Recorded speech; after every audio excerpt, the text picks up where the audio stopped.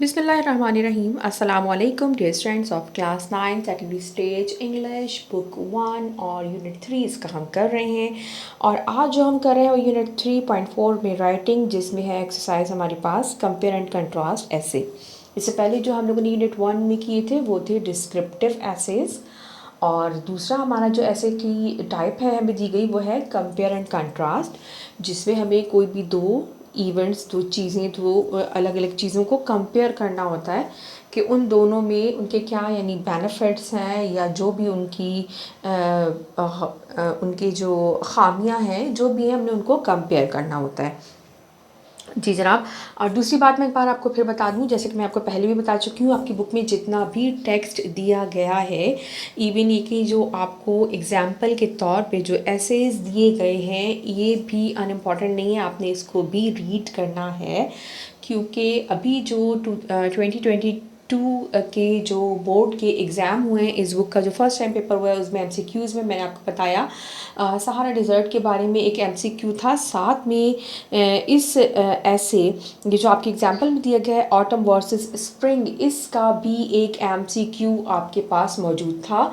तो मैं आपको बार बार ये बात बताती हूँ कि बुक के किसी भी टेक्स्ट को आपने इग्नोर नहीं करना है, हर टेक्स्ट को आपने अपने जहन में रखना है कि यहाँ से कुछ ना कुछ आपके लिए जो है वो उसमें एमसीक्यू में पेपर में कहीं से भी आ जाता है।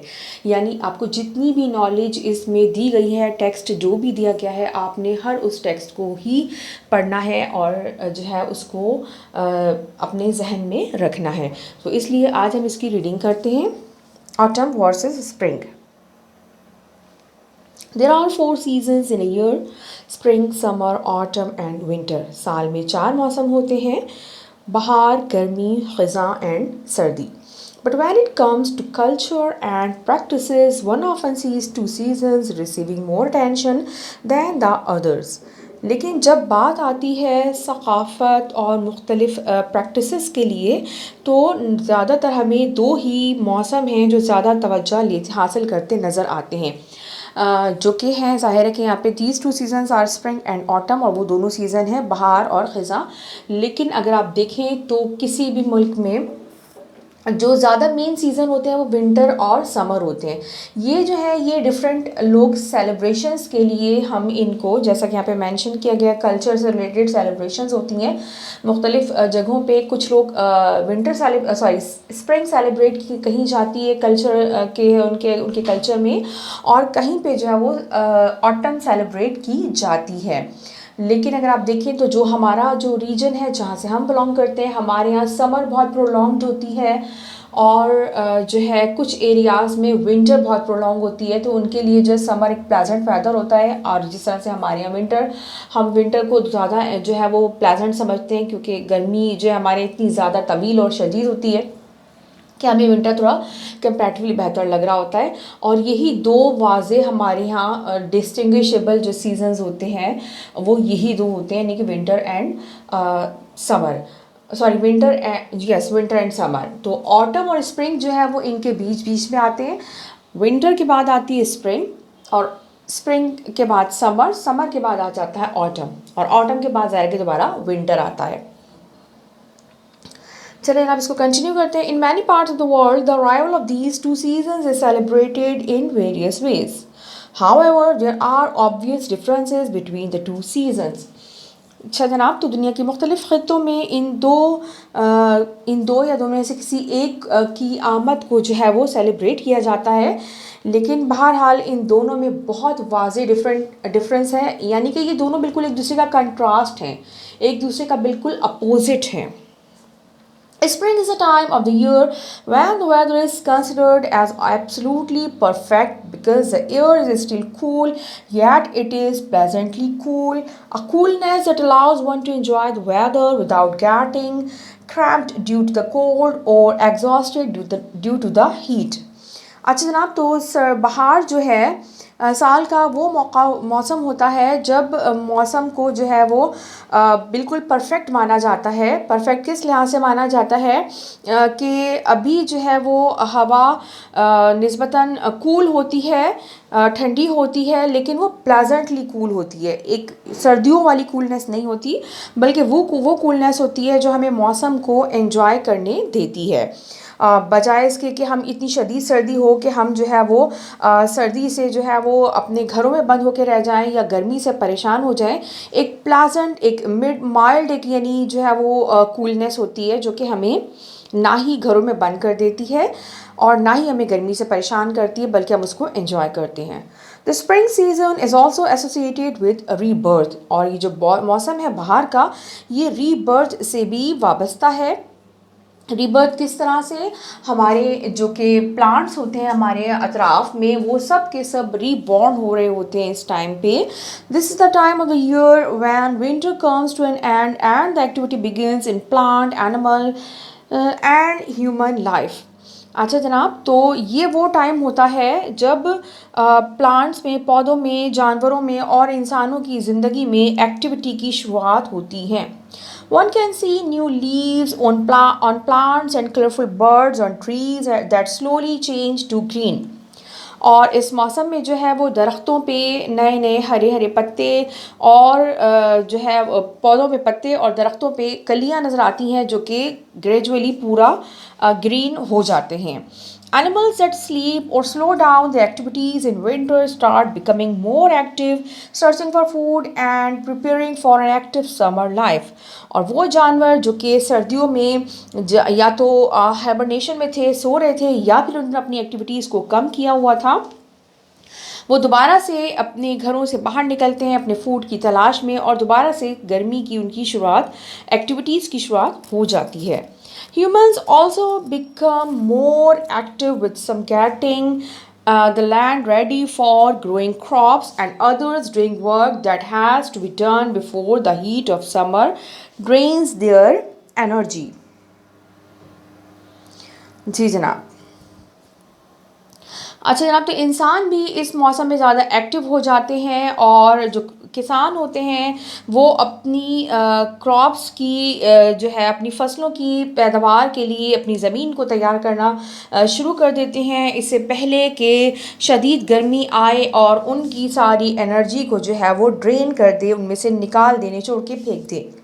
Along with work, many people also find time to enjoy the lovely spring weather. और काम के साथ साथ बहुत से लोग मैनेज करते हैं, टाइम निकालते हैं और इस मौसम को एंजॉय भी करते हैं। Autumn, on the other hand, gives the signal that summer is over. It is a time of the year when preparation for the winter starts. और दूसरी तरफ ख़ज़ा का मौसम इस बात का इशारा होता है कि गर्मी अब ख़त्म हो चुकी है और सर्दी की तैयारी शुरू कर देनी चाहिए। The leaves of the plants start changing colors once again. और इस दफ़ा जो है एक बार फिर दरख्तों के पत्ते अपना रंग तब्दील करना शुरू कर देते हैं, लेकिन क्या? But this time they change into different shades of yellow, brown and red and begin to fall off.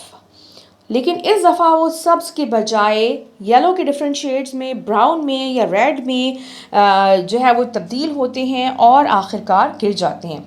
और अगर आप लोगों ने कभी जो है वो नॉर्दर्न एरियाज़ में अगर आप लोगों ने कभी देखी हो ऑटम, तो मैं आपको बताऊं कि ऑटम भी इंतहाई हसीन होती है, जब पूरे पूरे पहाड़ जो है वो सब्ज़े या लश ग्रीन के बजाय जो है ऑरेंज और रेड या येलो कलर के नज़र आ रहे होते हैं, तो लिटरली वो भी एक बहुत खूबसूरत नज़ारा होता है। अच्छा जनाब, the trees, instead of getting fully covered as in spring, start shedding leaves and ultimately become barren with a few leaves or none left at all.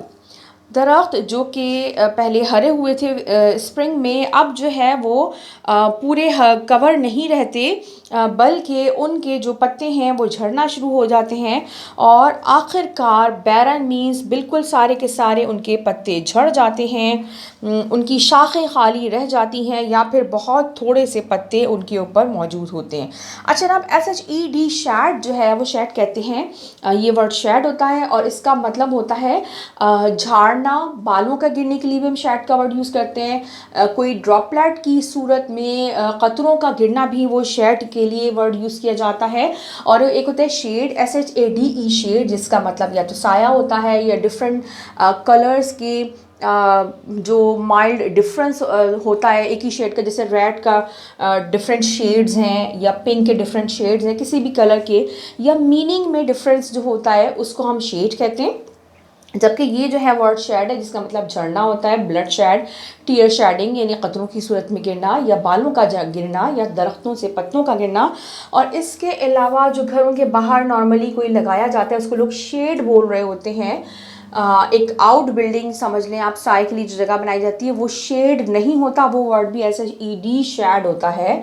वो जो एक आउट बिल्डिंग जो अपनी गाड़ी के लिए किसी सामान के लिए घर के बाहर नॉर्मली लोग लगा लेते हैं या घर के बाहर की गैलरी वगैरह में कहीं लगाया जाता है, वो शेड नहीं होता, वो वर्ड शेड ही होता है। वो बिल्डिंग जो है आउट बिल्डिंग वो शेड कहलाती है, नॉट शेड। अच्छा जनाब, The animals start hoarding their food in preparation for the winter।